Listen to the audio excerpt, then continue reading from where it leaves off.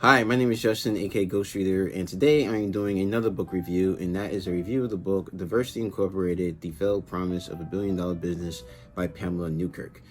This book was granted to me as an ARC from NetGalley, so I'd like to thank Public Affairs Incorporated for letting me read this as an ARC. I picked up this book because diversity is now a very hot topic with everything going on in the country. There's a lot of diversity initiatives. BookTube itself talks a lot about diversity. And this book takes a look at diversity in the workplace, whether it be academic, Hollywood, or corporate. Takes a look at diversity, and as you can tell from the subtitle, kind of looks at why a lot of these initiatives have failed, and also points to some successes and how we can kind of move forward and try to make these things more than just talk, really. So Pamela Newkirk is a journalist, and she focuses on race in this particular book. So it isn't the main focus is race, not like on other types of diversity, but for this particular book she focuses on race, a little bit on gender too, but mostly about race. And basically she in this book she gives a lot of examples about initiatives that have been pushed forward. I mean, you can look in the news, and generally what you'll generally find and is that there's an incident that happens, the company or whoever is associated with that comes out and says, this is not who we are, we're going to start a diversity initiative. Now, whether that be a program or set aside some money for saying something like scholarships or things like that, this is usually how it goes. And then it's kind of not really followed up on, really.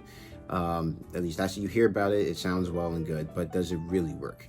And for the most part, Newkirk finds that it really doesn't.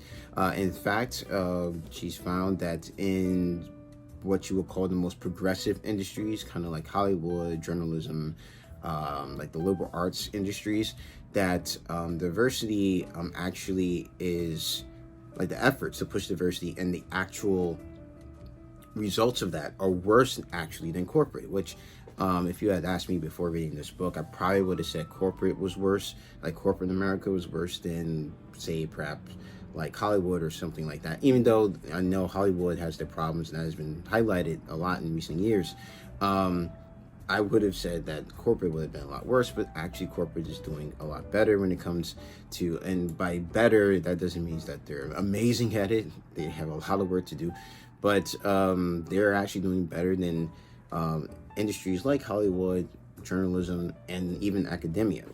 And so, for example, in Hollywood, you see like a lot of actors, a lot of people behind the camera. You don't see a lot of people of color.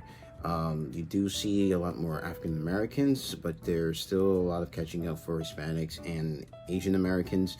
And from talking to people and collecting data, it seems that you need more people behind the camera, more directors, more people in places of power, producers, studio executives who are people of color, in order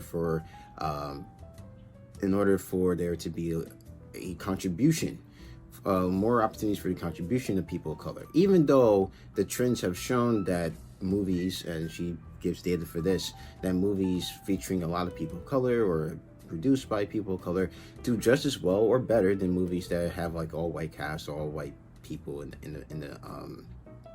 their like writers, in the writers group or in the producing. So same thing goes for like journalism and other progressive like industries like that. Also, she looks at academia, and what you see in academia, you see sort of the same. You see students saying like, "Hey, we need more diversity in our teachers and our curriculums." And a lot of universities do a lot of big talk. They'll hire the diversity initiative chief, and then what we see, and this is kind of across the board in all industries, is that they kind of leave the diversity chiefs high and dry. So they'll basically hire them for public relations to make them look good, and then don't provide them the support. So then when the diversity chief tries to, and this is like in corporate America and in all industries, then when the diversity chief tries to push for changes, they don't get any they basically don't get any support from management, from upper management, from anyone. So they're kind of left high and dry, and nothing gets done a lot of the time. So it's very frustrating. Or the school will simply just set aside money thinking that would fix the problem, or like some other businesses do, and that is not the solution. Same with corporate America as well. You have the same problem where leadership just fails to provide support to the diversity chiefs or to people who come to them with these issues. They're kind of just pushed aside, so that's not a problem, or their problem is ignored. But there have been some successes. For example, Coca-Cola was sued in the 90s for discriminatory practices in their hiring, and it took a long time, and a lot of effort on the part of management to better diversify the company. And also what you've seen from like the Coca-Cola example that she provides is that it was the mix of not only providing money, but also leadership being behind the initiative. And leadership believing in the diversity efforts. That is when change began to happen at Coca-Cola. In the NFL, they have the Rooney Rule, where if for a coaching job, that one person of a minority must be seriously considered. Not that he's like kind of just pointless, give him one phone call and that's it, but must seriously be considered for the job. That has had some success. Head coaching is still mostly white, but they did provide more opportunities for African Americans and people of color to get into coaching jobs and then be able to eventually even get the chance of being a head coach, because the lower coaching jobs, assistant coaches and stuff like that, you had to kind of get into those in order to be a head coach, and people of color weren't getting into the front offices either. But that's slowly been changing. Has had some success in the NFL. So from this book, I must say the most important things, or at least from what I've gotten from the book, is the most important things for diversity is not simply having nice slogans, nice signs, and diversity training, because there's data to show that diversity training doesn't really work. One, most people don't want to be there. Two, people come out of that and feeling like they've just been lectured to. But rather what you need effective leadership that is going to provide support for whoever diversity chief or whatever diversity initiatives that you have. So it's not simply having it, you need support there. And you also need to, and this is another thing that she also saw, was that a lot of times people are recycled. So they'll hire the same minority person at one place, and then when that person leaves another, they'll move them to another place. So diversity doesn't really happen. You don't change the numbers really in percentages. So you just recycle people as they leave one job, they move to another diversity job or move here, and you never really add any new blood into the thing. You kind of have your one token hire that you hire. So being more, having more initiative in hiring people of color and trying to make companies look more like America is looking now takes effort by the leadership, conscious effort, in order for that to be successful. But until then, these initiatives will fail. And even today, we have colleges that offer, degrees in diversity training, and yet when you look at the colleges themselves, they themselves are in need of some diversity training. Looking at their staff or looking at the makeup of the students there, it's like you offer this diversity training like degree, but then like it looks like you guys could use some of that yourself.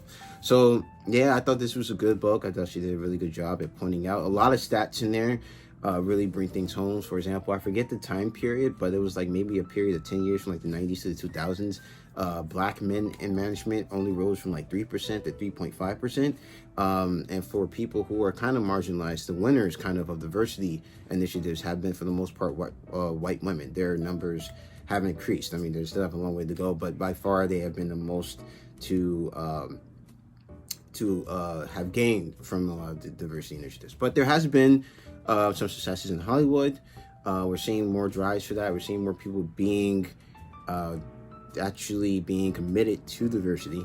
But until that is accepted on a larger scale by the leadership, upper leadership in a lot of these institutions, we will continue to see very little progress.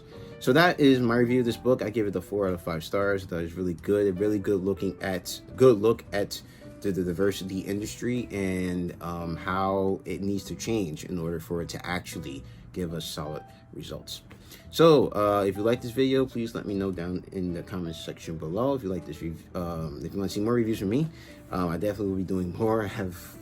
I don't know how many more coming this month, but yeah, if you like this video, please hit the like button. If you want to see more videos from me, please subscribe. You can follow me on Twitter at GhostReads28, on Instagram at Justin the Ghost Reader, and also on Goodreads. The link to that is down in the description box below. So as always, keep reading.